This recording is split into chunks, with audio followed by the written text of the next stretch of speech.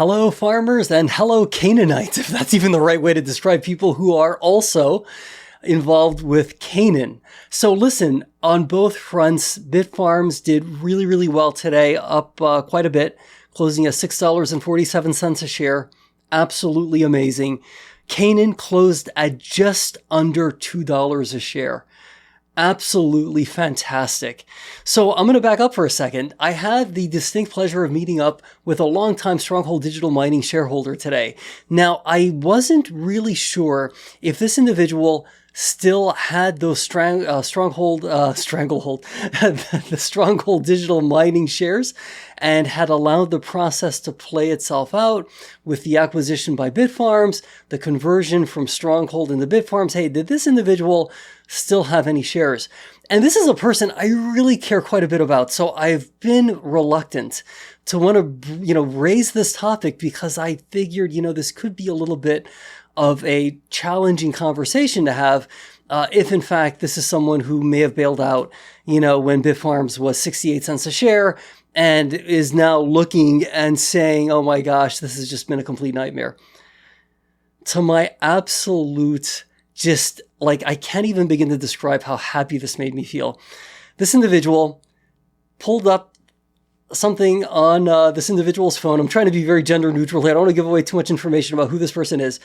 The person shows me the phone, and I see that they've got 1,260 shares of Bitfarms. And I am just absolutely so incredibly happy. Even now as I speak this, I'm so happy for this person because they never once lost faith. They never once deviated. They never once even contemplated the idea of jumping ship. So imagine that. Here's somebody who had shares of Stronghold, went through some of those dark days towards the end, saw the stock catapult, right? When the acquisition by Bitfarms was announced, held on, followed Bitfarms into the depths of hell.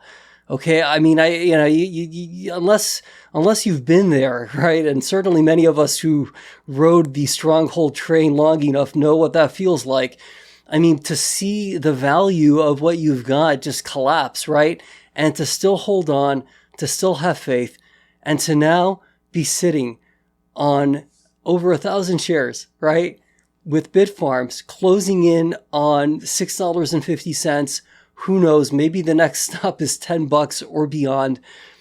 I'm just so incredibly happy for this person. And by extension, this has a lot to do with you too, because I am really happy for you. And by you, I mean the person out there. Hey, you held on to Stronghold, or perhaps you decided to take a break and get back in to Bitfarms. And you've been able to really just be on this cosmic ride that we've been on. I mean, it's really something else, hasn't it? I mean, it's just incredible.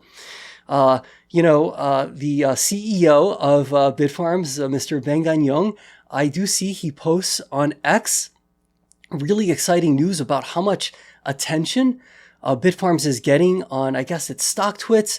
I mean, think about some of the comments I made back in the Stronghold days, where obscurity was really, I felt like, our biggest enemy, right? Like nobody had ever heard of Stronghold Digital Mining, right? I could have walked down the streets for days and said, hey, Stronghold Digital Mining, tell me what it is. What did they do? And I suspect I would have gotten nothing but blank stares looking back at me. Bitfarms, by contrast, was already a much, much bigger name in the Bitcoin mining space. And now it appears as if, though, Bitfarms is becoming even more popular as a name. Speaking of names, the name Bitfarms by itself, I think, is an incredible asset. Bitfarms. It's such a cool name. Like when you think of like HPC AI data centers that are going to power these supercomputers, so to speak, and you think about, hey, what's the company that does all that HPC AI, those supercomputers? Oh yeah, it's Bitfarms. It just has like a neat name to it. By contrast, and please, Wolfpack, don't come after me. I love TerraWolf. I've done really well with TerraWolf. But hey, you tell someone, hey man, TerraWolf, I had to even look up just to be sure, okay, the connection to I don't know. It was just a little bit more of a name for me to unpack. It's a beautiful name. I love TerraWolf. I love the way they've been doing, but I'm just saying, in the grand scheme of things, I do think the name Bitfarms just seems to have a snap to it. It seems to resonate. Hey, Bitfarms. Oh yeah, that's right. They're that HPC AI data center company, right? Or something like that. TeraWulf, I like the name, but it seems like it's harder to quite maybe encapsulate what the heck a Terra is, which has to do with electricity, and like wolf, like WLF. What does it mean? Like a wolf, an actual wolf? And it turns out I think it's in relation to gosh, if I can pronounce this correctly, Beowulf, right? Which is a very, I think, somewhat classic Germanic, Nordic, right, story. And again, so, it's a beautiful, I love what it stands for, but I don't know, Bitfarms just has a ring to it that is irreplaceable, right? Hey, data centers, supercomputers, Bitfarms.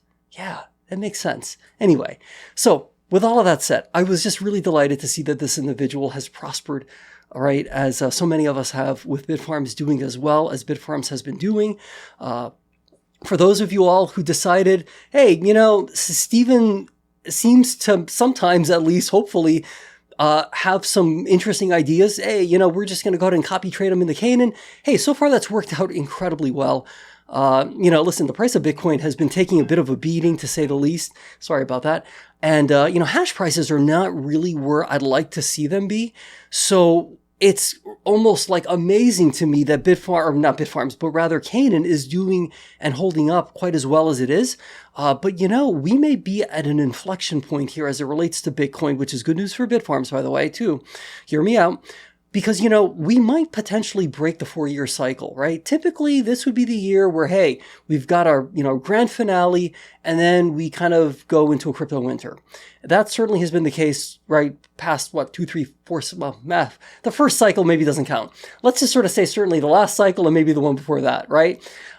So when we really think about this, hey, if we are going to break that mold and we're going to really see an acceleration in Bitcoin, right, as the Federal Reserve drops rates, as monetary policy potentially continues to loosen, as potential inflation just is allowed to run wild, right, to the extent that's going to be something of a factor, you could see Bitcoin really appreciate in value. You could see hash prices potentially do really well, as well, right? So Canaan arguably may have an opportunity here, right?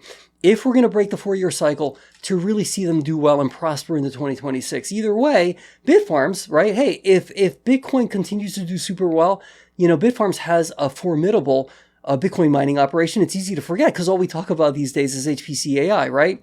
But hey, Bitfarms still derives meaningful, useful revenue from HPC one day, right? From Bitcoin mining, right? Hopefully soon to be augmented, right? And supplemented by HPC AI revenue. And then, hey, when the time comes, when perhaps the fleet of Bitcoin mining machines that Bitfarms currently has would have to be upgraded, maybe the decision is made at that point, you know what, we're not going to really do that. Here's what could be an interesting angle, though. If Canaan continues to be something like the spirit Halloween of the Bitcoin mining industry, which is a sort of like a weird way to describe it. But for those of you who don't know, there are a lot of shuttered stores, sometimes in the United States, and then on a seasonal basis, you'll have these Halloween costume stores, right? Where you can buy like a costume, a mask, different, decorations. They'll kind of pop up, starting usually middle to late August and all the way through basically the end of October. One somewhat better known name is something called Spirit Halloween. And they just kind of pop up where stores used to be, right? So in the case of Canaan, what if Bitfarms decides, you know what, we're just not going to do Bitcoin mining anymore at Panther Creek at all, right?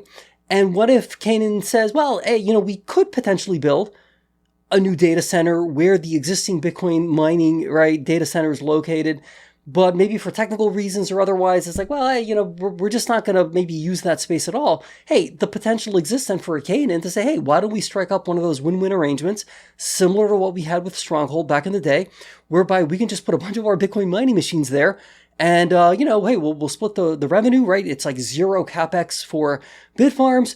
it's a win in the sense that Bitfarms can collect some money as a result of that space being utilized. The space is getting utilized by Canaan then potentially, right? With their, Bitcoin mining infrastructure. And I'm noticing more and more that if Canaan's able to do this, where they're just like, hey, we want to ramp up our own self-mining capacity, they could probably start to slowly but surely move into some of the vacancies, right, that are going to inevitably occur amongst Bitcoin miners who decide, you know what, we just want to go for the HPC AI thing. We want to have a fleet of whatever hosted NVIDIA GPUs, or have other companies' machine learning devices, whatever those devices are going to look like right in the future. We're going to be a host for those things. So be it. Hey, maybe there's some capacity. There's already Bitcoin data center infrastructure there that maybe some of it does get torn away, right? And it gets repurposed, right, for HPC AI. A whole new data center has to be built, of course. But there are going to be instances where, for a variety of reasons, you may not be able to have an HPC AI data center right next to, like almost like on top of, say, like a Panther Creek power plant. So maybe it's a kind of situation where the Panther Creek data center that exists there now, which is a Bitcoin mining-centric data center, can potentially get utilized by the Canaans of the world, right? Manufacturers who are like really vertically integrated that way. Hey, we make the stuff. Let's just go ahead and co-locate it at the data center. We'll do a rev share. It's a win for everybody. Hey, Bitfarms can continue to focus on HPC AI. And, a company like Canaan can pick up some of the scraps in terms of Bitcoin mining, which I'd like to believe that Bitcoin will remain a part of the future, right? There's so much focus on HPC AI, it's easy to lose sight of that, but Bitcoin still exists.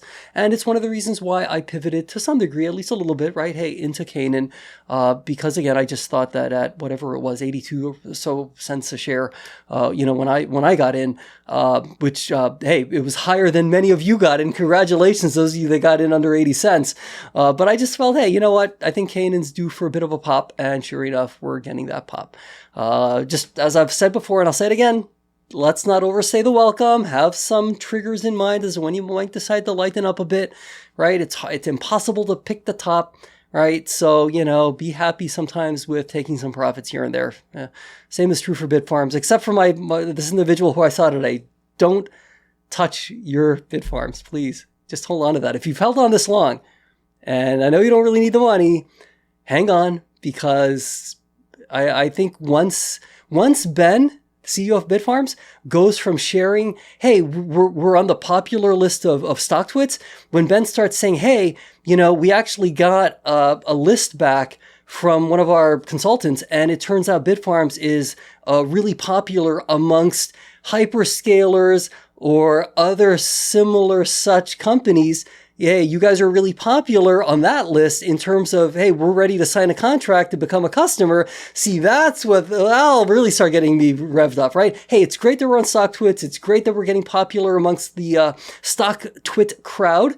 Hey, welcome, right? I'm going to be even more excited when we find out that we're really, really popular amongst potential customers. You guys have heard me say this again, right? Over and over again, where it's like, I'm just obsessed with the idea of like at some point in some month, in some year, there's got to be a customer. There's got to be at least somebody who's maybe willing to even enter into an option agreement. Hey, we're not really sure what you guys are doing. Here's 50 million. We want to be the exclusive, like right of first refusal type company, right? You got to pass any deal through us. And if we decide to go with you, hey, we'll apply the 50 million towards the bazillion bucks we're going to have to end up paying you anyway.